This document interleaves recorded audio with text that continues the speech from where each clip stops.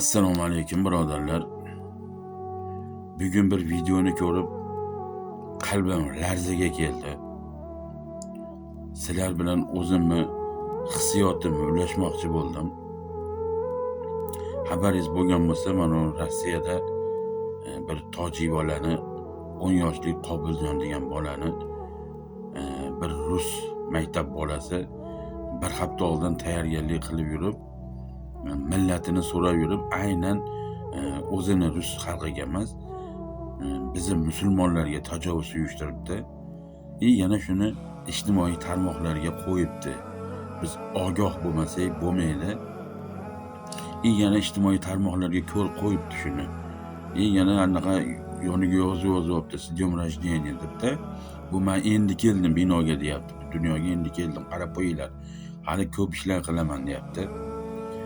Shunchaki videoga olib joylab maktab ichida pichoq bilan bemalol yurgungadir hech kimni ishi bo'lmaganki, demak bu ancha oldin uyushtirilgan narsa. Hushyor bo'laylik. Maktablarga iloji bo'lsa farzandlarimizni shularni maktabida o'qitmaylik.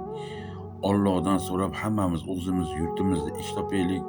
O'zi mana ko'ryapmizki, o'zi qanchadan beri millatchilik bo'layotibdi ekan-da. Menga ham tanishlar ko'pi aka millatchilik bo'lib ketgan deydi. Ko'rayotgan bo'lsak-ki, rasos chiqib yotibdi hayotda.